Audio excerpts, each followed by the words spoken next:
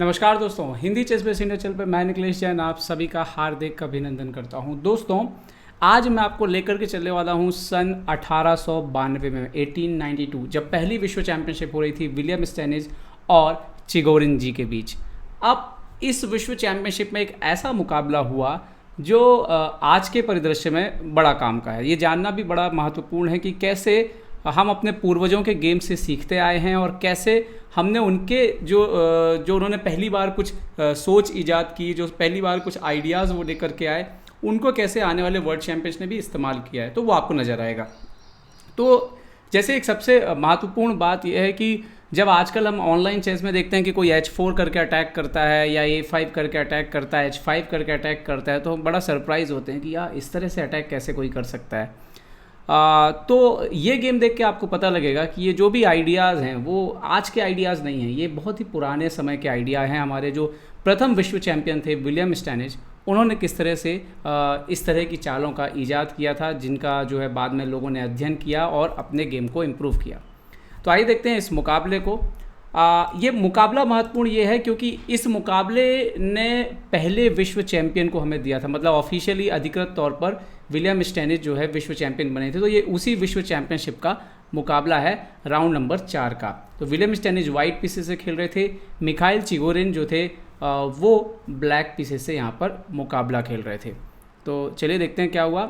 E4, E5, night F3, night C6, bishop B5। तो राय Lopez opening, मतलब 1892 के आसपास ओपनिंग का थोड़ा सा आप देखिए कि क्राइटेरिया बनना शुरू हो गया था। लोग इन्होंने ओपनिंग तैयार करना शुरू कर दिया था, कुछ कुछ फार्मूले डेवलप हो गए थे। तो आगे देखते हैं नाइट F6, D3। तो अभी आप देखिए कि नॉर्मली आजकल क्या होता है, A6 करके आप बिशप को इमीडिएटली जो है यहाँ से पीछे भेजते हैं, लेकिन उस दौरान इतनी ओपनिंग डेवलप नहीं थी। Okay, D6, now C3। अब ये मूव जो है ये कितना काम आने वाला है, ये आपको आने वाली चालों में यहाँ पर दिखेगा विलियम स्टेनिज का क्या आइडिया था। G6, अभी भी देखिए कि कई ओपनिंग में लोग G6 करके खासतौर पे मामेदोरोव जो है कई बार बिशप को यहाँ से निकालते। तो ये सारे आइडियाज़ जो है ना पुराने समय से आ रहे हैं।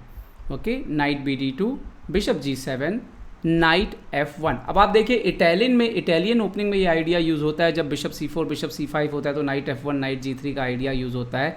लेकिन यहाँ पर स्टेनिज जो है इसको एक अलग तरीके से इस्तेमाल करेंगे। Castle, now bishop A4। तो ये है वो पहला आइडिया जो मैं आपसे डिस्कस करना चाह रहा था। अगर आप आज के राय लोपेज ओपनिंग में देखेंगे तो अपोनेंट जब पहले E6 करते हैं तो बिशप A4 के बाद C3 करके जो है एक जगह बनाई जाती है, ताकि जब भी कुछ प्रॉब्लम आए इस बिशप के ऊपर तो ये बिशप जो है C2 से आकर के इस डायगोनल पर काम कर सके और ख़ासतौर पे इनको भी स्ट्रेंथ कर सके और बिशप को हम बचाए रख सकें। Okay, night D7। ओके, सो यहाँ पर विलियम स्टेनिज खेलते हैं नाइट E3, नाइट C5। सो बिशप C2 और इसीलिए C2 का स्क्वायर बचाया हुआ था, और नाइट E6। दोस्तों, क्या आप जानते हैं कि इसके बाद जब कास्परोव और कार्पोव की वर्ल्ड चैंपियनशिप हुई थी तो उसमें भी एक मुकाबले में लगभग यही पोजीशन आई थी। ठीक है, और वहाँ पे कास्परोव ने विलियम स्टेनिज का आइडिया यूज़ किया था, जो कि अभी हम देखने वाले हैं इस चाल में। वाइट टू मूव है, आप लोग यहाँ पर क्या सोचते हैं क्या खेला जाएगा।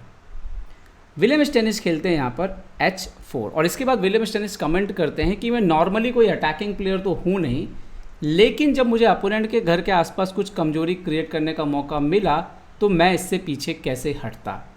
ओके, तो यहाँ पर नाइट E7 खेला इन्होंने। यहाँ पे हालांकि कई तरह की चालें हो सकती थी, जैसे F5, तो जैसे E into F5, G into F5, night D5। तो ये इस तरह का गेम जो है वो चल सकता था। तो ये एक ऑप्शन हो सकता था। एक ऑप्शन क्या हो सकता था, नाइट E7 की जगह एक होता आप H6 कर दीजिए। तो पर इसमें क्या होता है, वाइट H5, G5 और नाइट F5 जैसा स्क्वायर जो है वो मिल जाता है यहाँ पर विलियम स्टेनिज को। और विलियम स्टेनिज खास तौर पर नाइट के प्ले के लिए और नाइट के प्ले को स्टॉप करने के लिए जाने जाते थे। ओके, सो नाइट E7 खेला यहाँ पर चिगोरिन ने, तो विलियम स्टेनिज यहाँ पे खेलते हैं H5। तो अगर आप हिस्ट्री उठा के देखेंगे विश्व चैंपियनशिप की, तो शायद ये पहला मुकाबला था जिसमें H4 H5 करके आक्रमण किया गया। इससे पहले कभी भी इस तरह का आक्रमण विश्व चैंपियनशिप में नहीं हुआ था, क्योंकि ये तो पहला है और इसके बाद तो बाकी सब बाद में आया होगा। ओके, सो D5। अब यहाँ पे देखिए क्या होता है, H into G6, F into G6। यहाँ पर मारना चाहिए था H इंटू G6, जो कि विलियम स्टेनिज खुद कहते हैं, और उसके बाद जो है ये गेम चलता है जैसे समथिंग लाइक BD2 और कैसल डेवलपमेंट करके वाइट को यहाँ पर एडवांटेज है इस ओपन फाइल की वजह से। बट जैसे ही यहाँ पर चिगोरिन ने F/G6 मारा तो विलियम स्टेनिज यहाँ पर रिकॉग्नाइज करते हैं कि चूंकि ये पॉन इधर से इधर मारा गया है, अब ये पूरा डायगोनल यहाँ पर कमज़ोर पड़ गया है। और जैसे ही ये डायगोनल कमज़ोर पड़ता है, अब देखिए कि विलियम स्टेनिज आगे गेम को कैसे कन्वर्ट करते हैं। तो उन्होंने खेला E/D5, Knight/D5, Knight/D5, Queen/D5 and bishop B3। तो उस डायगोनल पर जो है उन्होंने प्रेशर बिल्ड कर दिया। Okay, queen C6, queen E2। अब यहाँ पर थोड़ा सा ध्यान देने वाली बात है। ध्यान क्या देने वाली बात है कि आप ये देखिए कि ये जो डायगोनल है ये इस रेंज तक अटैक करता है और ये रुक ओपन है। तो यहाँ पर कभी ना कभी जो है वो मेटिंग नेट्स आने के चांसेस बनना शुरू हो जाएंगे और वही होता है गेम में। क्वीन E2, तो इन्होंने खेला bishop D7, now bishop E3। यहाँ पर Knight/E5 थोड़ा सा ऑकवर्ड हो सकता है क्योंकि जैसे क्वीन G2 आएगा तो अभी रुक F1, bishop E5, queen E5, तो रुक E8। तो ये पॉन खाना थोड़ा सा, हालांकि बिशप E3 आ रहा है लेकिन फिर भी थोड़ा सा कॉम्प्लिकेटेड होता है। तो इसीलिए यहाँ पर विलियम स्टेनिज ने सबसे पहले जो है अपना पीस निकाला बिशप E3। नाउ अब अपोनेंट यहाँ पे चाहते तो इस तरह से खेलते जैसे कि रुक F7 और लॉन्ग कैसल, सो बिशप H8, D4। तो ये भी वाइट को ही बेटर है लेकिन ये बेहतर डिफेंस होता है। ये आपको कैसे होता है ये आपको आगे समझ में आएगा आगे की चालों में। तो बिशप E3 पे यहाँ पर विलियम स्टेनिज खेलते हैं किंग H8 और जैसे ही वो किंग H8 खेलते हैं सबसे पहले तो विलियम स्टेनिज यहाँ पर कासल करते हैं, सॉरी चिगोरिन खेलते हैं किंग H8 और विलियम स्टेनिज यहाँ पर कासल करते हैं और चिगोरिन लेकर के आते हैं रुक E8। तो अभी ब्लैक अपने हिसाब से सब ठीक कर रहा है, उसने अपने रुक को सेंट्रलाइज कर लिया है, उसके सारे पीसेस खेल रहे हैं। एक पॉन वीक है लेकिन ठीक है, पीसेस तो ठीक हैं। लेकिन उनको अंदाज़ा नहीं था कि अभी आगे क्या होने जा रहा है। तो सबसे पहले तो चूँकि विलियम स्टेनिज का एक आइडिया है आगे चल के कि जितना जल्दी हो सके इस फाइल को ओपन करना है, तो आप वो समझ रहे हैं रुक यहाँ पे आ चुका है, आपका क्वीन यहाँ पे है। तो उन्होंने सबसे पहले सेफ साइड क्वीन F1 खेला और यहाँ पर इस बात से अनजान कि स्टेनिज क्या प्लान कर रहे हैं, चिगोरिन खेलते हैं A5। और नाउ आप चिगोरिन यहाँ पर जो है मुश्किल में पड़ गए क्योंकि सबसे पहले आया D4, अभी थ्रेट है D5। अच्छा, आप नाइट हट नहीं सकते, क्यों नहीं हट सकते वो आपको अभी पता लग जाएगा। सो यहाँ पर उन्होंने मारा E/D4 और यहाँ पर Knight/D4। तो अभी आप क्वीन पर अटैक है तो नाइट को तो मारना होगा। सो उन्होंने खेला बिशप D4। यहाँ पर डेफिनेटली अगर Knight/D4 मारा जाएगा तो क्या खेला जा सकता है बताइए। यहाँ पर मेट इन 3-4 आपको मिल जाएगा कम समथिंग। यस, यहाँ पे आ रहा है रुक H7 और अभी किंग H7, सो क्वीन H3। तो अभी आप कुछ नहीं कर सकते, मेट रोकने के लिए ज़्यादा ऐसे आपको पीसेस देने होंगे एक एक करके और फाइनली जो है वो चेकमेट हो जाएगी। सो Knight/D4 जो है वो पॉसिबल नहीं था। अच्छा, क्वीन A6 आते, अगर क्वीन से क्वीन एक्सचेंज करने के लिए तो बिशप C4 आ रहा था एंड देन क्वीन A8 और यहाँ पर इवन Knight F3 जो है ये विनिंग पोजीशन है क्योंकि उसके बाद आप देखिए वो सेम थ्रेड्स और Knight G5 बहुत कुछ हो रहा है यहाँ पर, इवन क्वीन D3 भी आएगा।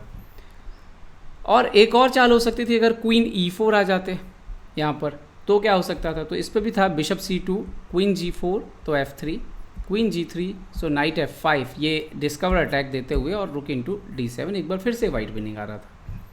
तो यहाँ पर अपोनेंट ने, चिगोरिन जी ने बहुत सोचने के बाद खेला बिशप D4। ओके, तो यहाँ पर कंटिन्यू करते हैं विलियम स्टेनिज रुक D4। बिशप से मारने की जरूरत नहीं है, रुक को एक्टिवेट रखना ज़रूरी है ताकि ये रुक जो है H फाइल पे शिफ्ट हो सके। तो पूरा जो गेम H फाइल के आसपास बुना गया विलियम स्टेनिज के द्वारा, ये आगे चल के बहुत सारे खिलाड़ियों के लिए एक उदाहरण बना कि किस तरह से इस तरह के अटैक को कंडक्ट किया जा सकता है या इस तरह का कोई आइडिया होता भी है। उसको बाद में लोगों ने इम्प्रूव किया और काम किया और एक्यूरेसी लेके आई, लेकिन आइडिया कौन लेके आया? विलियम स्टेनिज। ओके, तो अभी यहाँ पर ऐसा भी कर सकते थे जैसे रुक E7 तो रुक DH4, रुक F7 तो G3 ताकि क्वीन को भी इन्वॉल्व किया जा सके और ये पोजीशन जो है काफ़ी स्ट्रॉन्ग है वाइट के लिए। लेकिन यहाँ पर चिगोरिन खेलते हैं Knight/D4 इस बात से बेखबर कि विलियम स्टेनिज के दिमाग में कुछ और चल रहा है और इसीलिए भी खास तौर पे कि विलियम स्टेनिज अटैकिंग प्लेयर थे नहीं बहुत ज़्यादा, तो शायद चिगोरिन सोच भी नहीं रहे थे कि इस तरह का कुछ आने वाला है। जी हाँ, रुक H7, king H7, now queen H1 check, king G7, so bishop H6 check, king F6, so queen H4 check, king E5 और queen D4 check and met. तो मात्र 28 चालों में पहली विश्व चैंपियनशिप जो कि 1892 को खेली गई थी, ये मुकाबला खेला गया था 7 जनवरी 1892 को और इसमें जिस तरीके से विलियम स्टेनिज ने जीत दर्ज की थी ये आने वाले समय में आने वाली पीढ़ियों के लिए एक उदाहरण बना कि कैसे एच फाइल का इस्तेमाल करके जो है आप इस तरह का गेम जो है जीत सकते हैं। तो दोस्तों उम्मीद है कि वीडियो आपको पसंद आया होगा। पसंद आया हो तो लाइक, शेयर और सब्सक्राइब करना ना भूलें। देखते रहिए ChessBase India. ChessBase India के लिए मैं निखिलेश जैन। जय हिंद। तो उम्मीद है आपको हमारे वीडियो पसंद आए होंगे। अपने सुझाव हमें जरूर दें और याद रखें शतरंज की हर छोटी बड़ी खबर के लिए जुड़े रहें चेस बेस इंडिया चैनल से। जी हाँ, चाहे वो खिलाड़ियों के इंटरव्यू या फिर वो खेल का विश्लेषण, चेस बेस इंडिया हमेशा आपके लिए खबरें लाएगा सबसे तेज सबसे जल्दी। सब्सक्राइब करें Hindi ChessBase India channel को। अगर आप यूट्यूब पर देख रहे हैं तो सब्सक्राइब करें और साथ ही साथ बेल आइकॉन दबाना ना भूलें दोस्तों, क्योंकि इसी से मिलेंगे आपको सारे नोटिफिकेशन। फेसबुक पर देख रहे हैं तो जरूर लाइक और शेयर करना ना भूलें।